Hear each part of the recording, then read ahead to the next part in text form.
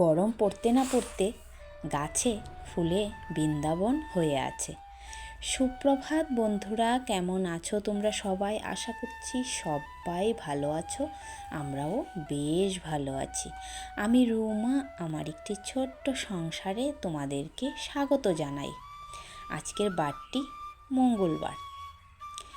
ঘুম থেকে উঠে সমস্ত কাজবাজ শেষ করে নিলাম, করে এই যে হাতে সাজি নিয়ে চলে এলাম ফুল গাছের নিচে ফুল পাড়তে, গোপুসোনার জন্য ফুল তুলব বলে। আর জানো তো বন্ধুরা, দেখো গাছটাতে কি পরিমাণে ফুল ফুটে আছে। জানো তো বন্ধুরা, সবগুলো গাছেই না এরকম করে ফুল ফুটে আছে। মানে কি বলবো জানো তো, দেখতেও ভালো লাগে, ফুলগুলো কুড়োতেও ভালো লাগে, মানে একদম সাজিটা ভরে যায় ফুলে। আর এতদিন তো কত কষ্ট করেছি ফুলের, একটা ফুলকে ছিঁড়ে ছিঁড়ে তারপর ঠাকুরকে দিতে হয়েছে। কিন্তু এখন আর কোনো ফুলের কষ্ট নেই, এখন যত খুশি তত ফুল দিয়ে পুজো দাও। এমনও সময় এখন এমন হয়, মানে কি বলবো জানো তো, মানে ফুল ঠাকুরকে দিতে দিতে আর জায়গাই থাকে না ফুলের, মানে একদম পুরো ফুলে বৃন্দাবন হয়ে যায় ঠাকুরঘর। এত পরিমাণে মানে ফুল পাওয়া যাবে এখন। তাই আমাদের এই গাছগুলোতেই দেখো কতগুলো ফুল ফুটেছে। আর এই যে এই লাল জবাগুলো, এগুলো অনেকগুলো ফুটেছে। তো তাই পাইলের জন্য কিছুটা রেখে দিয়েছি, আর কিছুটা আমি পেরেছি। তারপর চলে এলাম নীলকণ্ঠ ফুল গাছের নিচে। তো দেখো, কয়েকদিন আগে তো তোমাদেরকে দেখিয়েছিলাম, এই যে গরুয়ে খেয়ে নিয়েছে তারপরে এই যে পাশের বাড়ি দিদি তারার মুরগে গাছটাকে খেয়ে একদম পরিষ্কার করে নিয়েছে। তো এখন করে দেখো আবারও গাছটাতে নতুন পাতা গজিয়ে তারপর কি পরিমাণে এখন আবারও ফুল ফুটছে। তো এই যে নীলকণ্ঠ ফুল গাছটাতে আমার জানো তো, কখনো আমি এক সাজি নীলকণ্ঠ ফুল তুলি এই গাছটাতে, এত পরিমাণে এই গাছটাতে ফুল ফুটে। তো দেখতে পেলে আজও কিন্তু অনেকগুলো ফুল তুলেছি, এখনও দেখো কতগুলো ফুল পেয়েছি। তো তারপর এই যে হলুদ ফুলগুলো তুলে নিলাম। আর তারপর তোমরা দেখতে পেলে এই যে গাছের উপরে কিন্তু গোপালের জামাগুলো ধুয়ে দিয়ে দিয়েছি। তোমাদের দাদা ভাই একটা নতুন দোপাটি এনেছে, দেখি এটার ভেতরে খুলে।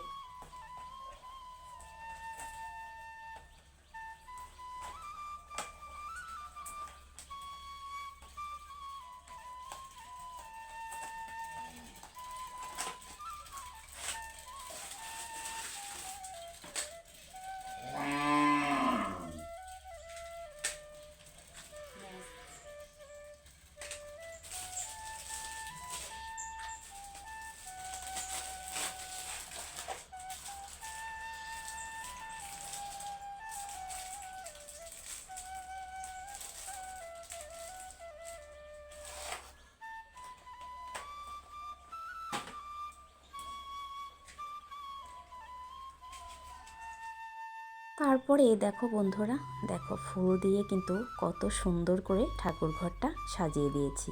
আর দেখতে ঠাকুর ঘরটা এত সুন্দর লাগছে, কি বলবো তোমাদেরকে।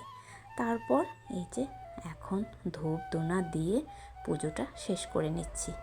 আর আজকে কিন্তু অনেক তাড়াতাড়ি পুজোটা দিচ্ছি, কারণ ঘড়িতে কিন্তু এখনও 8টা বাজেনি, একদম সকাল সকালই পুজোটা কমপ্লিট করেছি। আর তোমরা তো ওয়েদারটা দেখলেই বুঝতে পেরেছো, যখন আমি ফুল তুলছিলাম তখন ওয়েদারটা কেমন ছিল, তখনই তোমরা বুঝতে পেরেছো যে আজকে কিন্তু খুব একটা বেলা হয়নি। তারপরে এই যে ধূপ ধুনা দিয়ে তারপরে এই যে শঙ্খটাকে ফু দিয়ে নিলাম। তো জানো তো বন্ধুরা, আগে না আমি জানতাম না যে শঙ্খ ফু দিয়ে ধুয়ে রাখতে হয়। তারপর আমার ইউটিউবের এক বন্ধুর কাছ থেকে জানতে পারলাম যে শঙ্খ ফু দিয়ে সব সময় ধুয়ে রাখতে হয় শঙ্খটাকে এভাবেই রেখে দিতে পারে না। তারপর শঙ্খকে কখনো নিচে রাখতে নেই, শঙ্খকে কিছু একটা জিনিসের ওপরে রাখতে হয়। তো দেখো তো আমি কত কিছু শিখে যাচ্ছি। দেখো এই জিনিসগুলো যদি আমি ইউটিউবে না আসতাম, বা ইউটিউবের মানে এই যে তোমাদের সঙ্গে পরিচয় না হতো, তাহলে কিন্তু এই জিনিসগুলো আমি কখনোই জানতে পারতাম না, ঠিক না বন্ধুরা? হ্যালো এভরিওয়ান, চলে এলাম রান্নাঘরে। তো এখন শুরু করব রান্নাবান্নার কাজ। তো প্রথমেই আগে চাটা বসাবো, চা খেয়ে তারপর শুরু করব রান্নার কাজ। আর ঘড়িতে কিন্তু এখন 8:30 বেজে গেছে। তো আজকে খুব তাড়াতাড়ি রান্নাঘরে এসেছি। আর তাছাড়া তার আগে তৈরি করব সৃজনের জন্য একটা খাবার। এটা এনার্জি ড্রিঙ্ক না কি বলে, আমি সত্যি আমি মানে জানি না, বা বলেছিল ও আমাকে নামটা, কিন্তু আমি ভুলে গেছি, তাই তোমাদের সঙ্গে বলতে পারছি না। কাজু বাদাম, কাঠবাদাম, বিভিন্ন জিনিস দিয়ে ওটা তৈরি করব। ওটা খেলে নাকি বলে স্বাস্থ্য হয়, তো জানি না আমার ছেলের কখনো স্বাস্থ্য হবে কি হবে না। তো ও যখন চাইছে তখন ওর জন্য প্রত্যেক দিন সকালবেলা সেটা আমি বানিয়ে দিচ্ছি। তো সেটাতে রেজাল্ট কি আসবে আমি বলতে পারছি না। তো বলছে মা এটা অনেক উপকারী, শুধু যে স্বাস্থ্য হবে তা না, আরও অনেক কিছুতেই সেটা উপকার, তুমি আমাকে এটা বানিয়ে দাও। তো তার জন্য প্রত্যেক দিন সকালবেলাই ওর জন্য ওটা তৈরি করি। তো চলো আগে শুরু ওর জন্য ওর খাবারটা তৈরি করি, করে তারপর চা বসাবো। চলো। তো এখানে মিক্সচারের বাটিটা নিয়ে নিলাম, তারপর দিয়ে দিলাম এখানেও কয়েকটা ছোলা বুট, এগুলো আমি রাত্রে ভিজিয়ে রেখেছিলাম।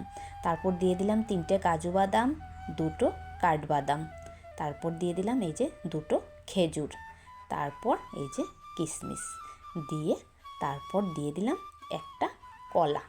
কলাটাকে সুন্দর করে কেটে নিচ্ছি, নয়তো কলাটা কিন্তু গ্রেট হতে চাইবে না, তাই কলাটাকে কেটে দিয়ে দিলাম। তারপর তার মধ্যে দিয়ে দিলাম দুধ। তো দুধ আরেকটু দিয়েছি, দিয়ে তারপর সমস্ত জিনিসগুলো একসঙ্গে গ্রেট করে নিয়েছি। এই দেখো, জানো তো বন্ধুরা, খেতেও না খুব ভালো লাগে। আমি প্রথম দিন একটু খেয়ে দেখেছিলাম যে কেমন হয় সেটা খেতে, তারপর দেখলাম যে না, বেশ ভালোই লাগে খেতে। তো এই যে বানিয়ে ফেললাম। তো ভেবেছিলাম ভিডিওতে ভয়েস দেওয়ার আগে ওকে জিজ্ঞাসা করব এটার নামটা, কিন্তু যখন ভয়েস দিচ্ছিলাম ও ঘরে ছিল না জানো বন্ধুরা, তাই না তোমাদের সঙ্গে আর নামটা শেয়ার করতে পারলাম না এটার নামটা কি। তারপর দেখো এই যে কতগুলো বাসন পড়ে গেছে, একটা জিনিস বানাতে কতগুলি বাসন পড়ে, মানে এরকমই মানে আমাদের কাজটা কিন্তু কেউ চোখে লাগে না। দেখো একটুখানি কাজ করেছি, তারপর কতগুলো বাসন ভরে গেছে।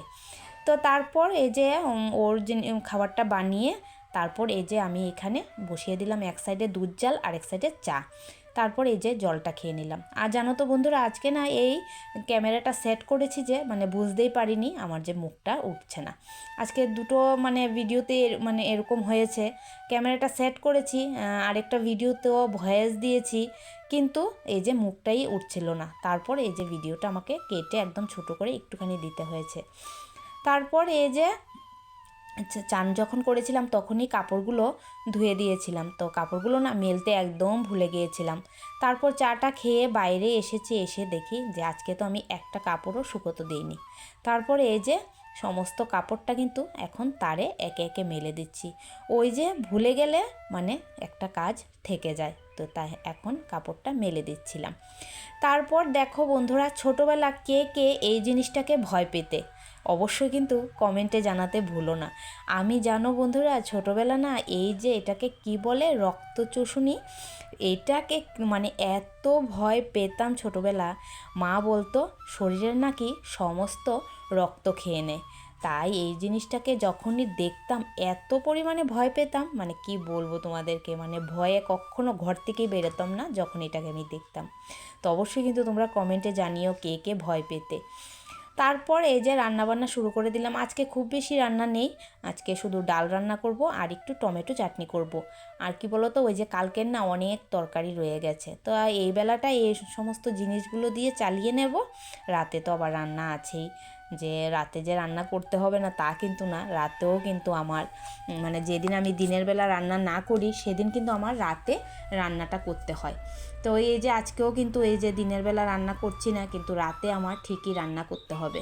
আর জানো তো বন্ধুরা, এই রাতের রান্নাটা না আমার বড্ড বিরক্ত লাগে। দিনের বেলা আমি সমস্ত রান্না করে নিতে পারবো, কিন্তু রাতে আছে না, একদম ভালো লাগে না এই রান্না বান্না করতে।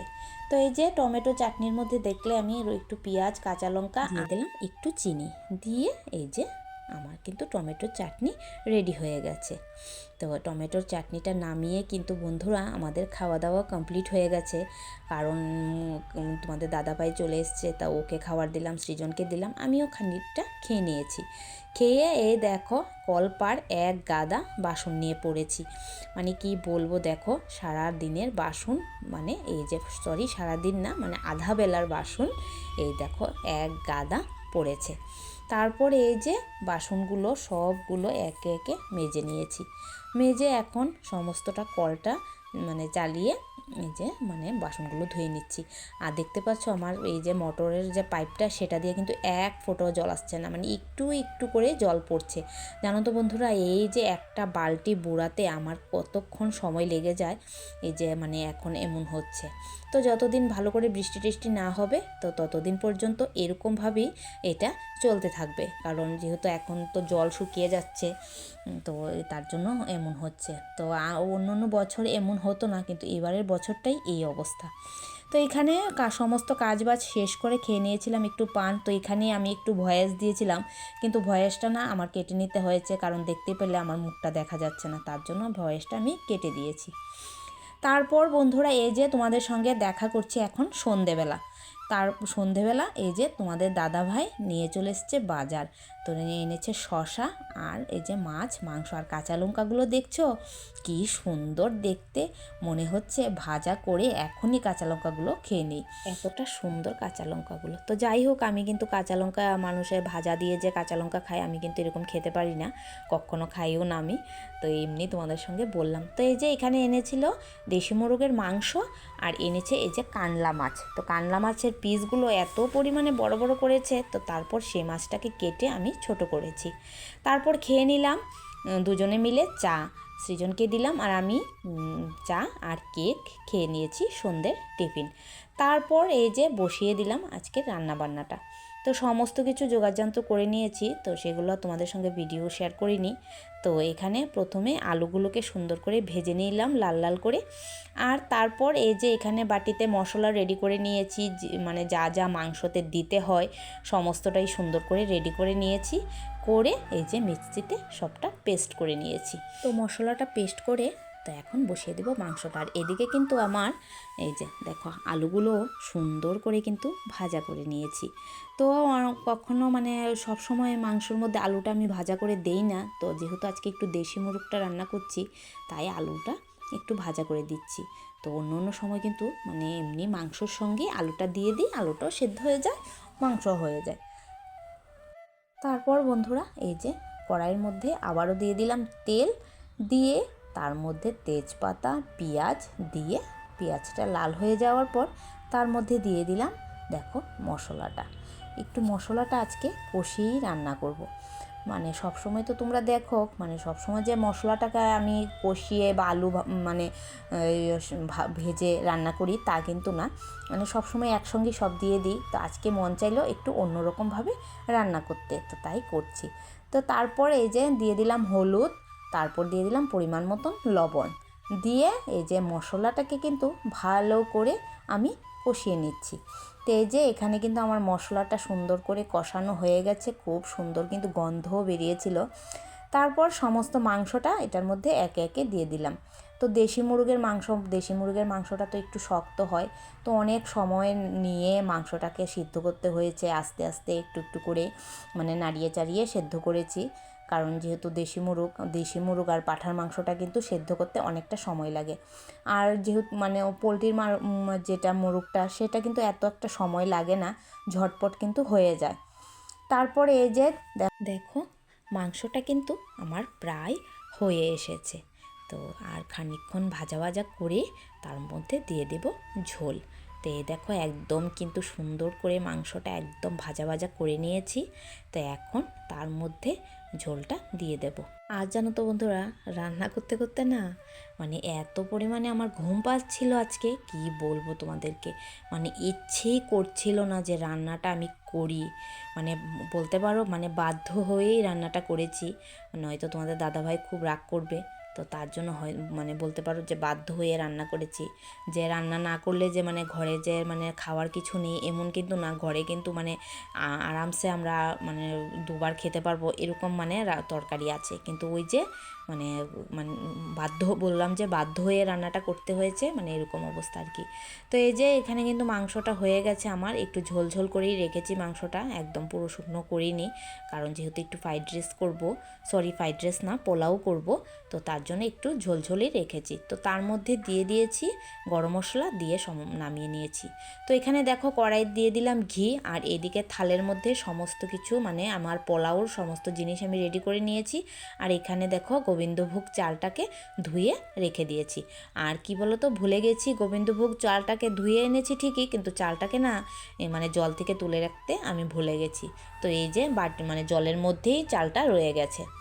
তারপর এই যে ঘিটার মধ্যে দিয়ে দিলাম তেজপাতা, আর দিয়ে দিলাম এই যে মানে এলাচ দারচিনিগুলো।